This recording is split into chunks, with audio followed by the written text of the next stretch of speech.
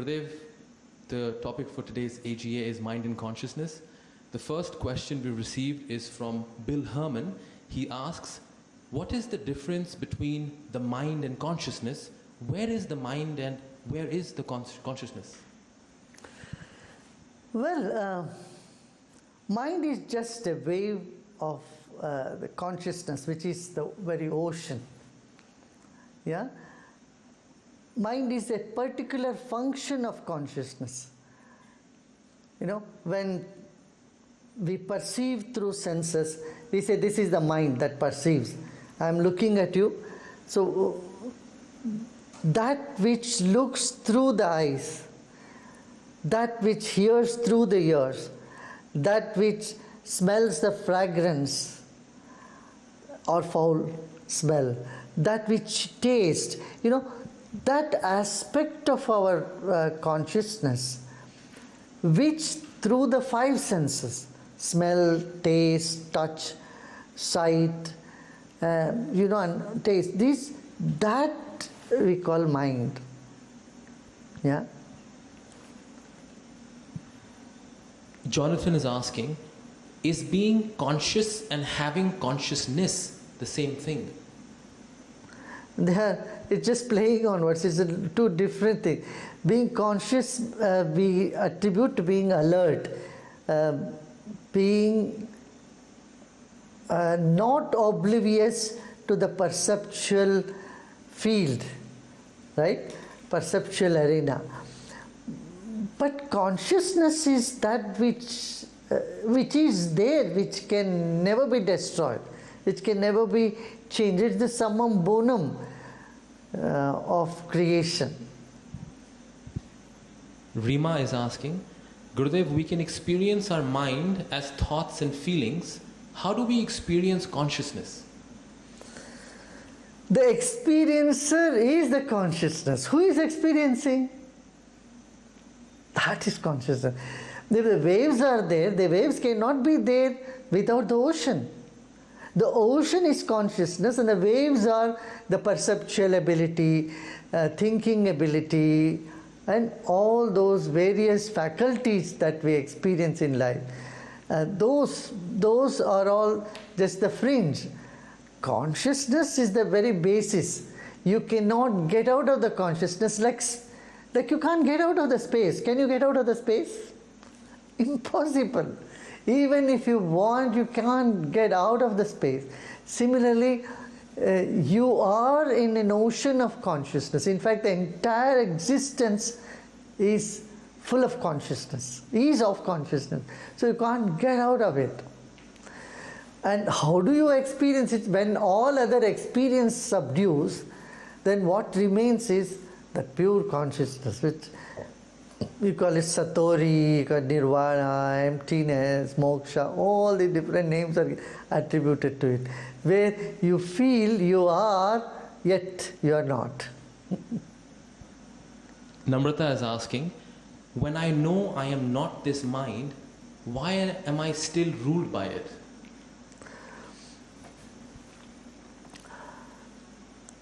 This is the first step towards being free from the grip of mind. First is you should know, oh, I am not this. And then realizing it is gripping you. And third stage is being a witness to it. Neither try to get out of it, nor try to indulge in it. You know, taking things as they are helps you to be a witness.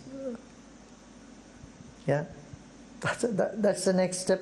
Then you find that, you know, the things are happening, like your mind is working. Like many times you sit and you say, oh, all these thoughts are coming in my mind. Like thoughts, imaginations, they all hover around. Ideas come and go. But you know you are not that, right? So this is a stage in life when you are blossoming towards your higher self. These are stations that you pass through. Sumapat from Delhi University has asked, it is said that celibacy can help expand our consciousness. Is this true, Gurudev? Celibacy happens. It is more than a practice. It is a happening when your consciousness is filled with bliss. See, when there is so much love and bliss in you, then there is no feverishness and wanting something. Celibacy is a state of fulfillment, and it is full of energy. Whereas the sense pleasures in which it is where you spend energy. When you want to be centered, you need more energy, right? More consciousness, more focus. You can see in your own life the day you have had great rest, good rest, and full of energy, then your mind is very sharp. And the day you are tired, or you have experienced various other stimuli, then all that you want to do is just fall asleep, right? So, if sex is taking you towards a deeper sleep, then know that your body is recuperating. When your body is recuperated, then it has a lot of energy, it's ready for action. That is the time you also can go a little deep into the secret realms, the mystic realms of your being. Yeah. Mary and many other college students have asked this question. How do I stop my mind from constantly procrastinating and focus? Well, I don't want to give you another technique and burden you with that. What if you don't if you don't do the technique and you procrastinate on the technique also? Huh? Never mind. If you want to procrastinate, okay, go ahead. See how long you can do it. At some point you will wake up and say, oh, no more. Till then, postpone everything as much as you can. You will see. But the interesting thing is, if you are upset, if you are angry, you don't want to postpone, you don't want to procrastinate. What do you procrastinate with? All good things. Something creative, you will procrastinate. You want to learn something, you procrastinate. You want to clean up everything at home, then you'll say, okay, no, I will do it tomorrow. But if you are hungry, do you procrastinate? No. If you are angry, do you procrastinate? No. Right? If you are hurt, if someone insults you, do you procrastinate to hurl them an insult back? No. Right? Just think about this. Nirbhay is asking, what is stopping us from getting in touch with our own consciousness, and how do we overcome it? Say that again. What is stopping us from getting in touch with our own consciousness and becoming one with it, and how do we overcome this? Yeah, it is just lack of awareness. You don't have to do anything to realize you are part of the universal consciousness. In fact, this is the crux of the issue is that you don't need to do anything, just drop everything, including wanting to do something has to be dropped. When you drop all that you are craving and all that you are averse to, and you relax, you are right there. My dear, you are in your goal anyway, you are already there. You simply have to let go and let be. Yeah? That's when meditation will come to you as a big, big help. Meditation is the biggest tool here, the most effective tool for you to be who you really are. Daniel is asking, what happens to our mind and consciousness when we die? Have you studied physics? Do you know law of thermodynamics? Energy can never be destroyed nor can be created, right? You know that, right? Do you believe in it? It's a fact, whether you believe it or not. In the same way, our consciousness can never be destroyed. Can never be destroyed.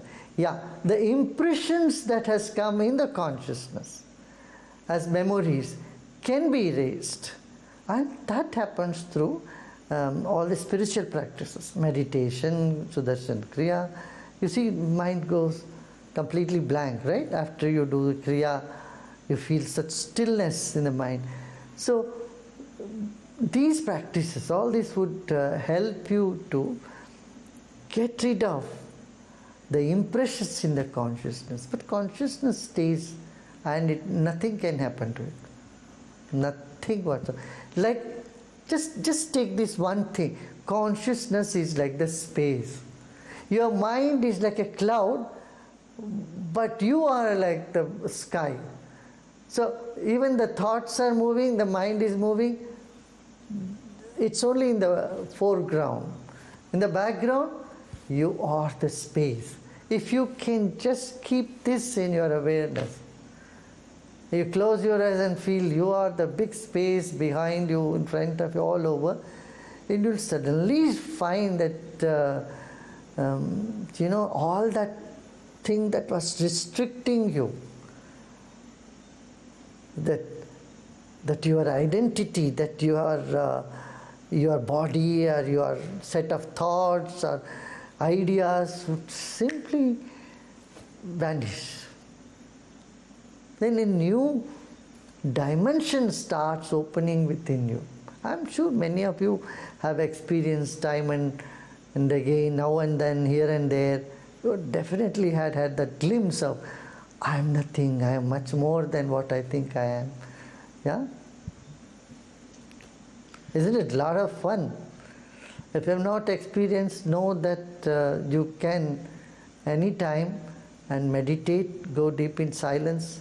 Few days of silence is good, and drop all that the past luggage, garbage you have been carrying, Just drop them. See the entire past as a dream. That's a way to snap out of the past, Seeing it as a dream. When you wake up and had a nice hot cup of tea, what do? You don't hang over with the dream that you had, right? Dream is gone. In the same way, if you say bye to all the memories of the past and be here and now, something phenomenal happens inside of you. Yeah? I know this. It is simple. It's not big. It's not too difficult at all. But you have to remind yourself in the beginning several times. See the entire past as a dream, and know that the future could be a dream like that. And question the present: is it a dream? The days you are very happy, you always say that, am I dreaming or is this reality? Is it true? When you are very excited, when you are very happy, you question the reality of the present. You wonder whether it's a dream or it's reality, right? That's your true state.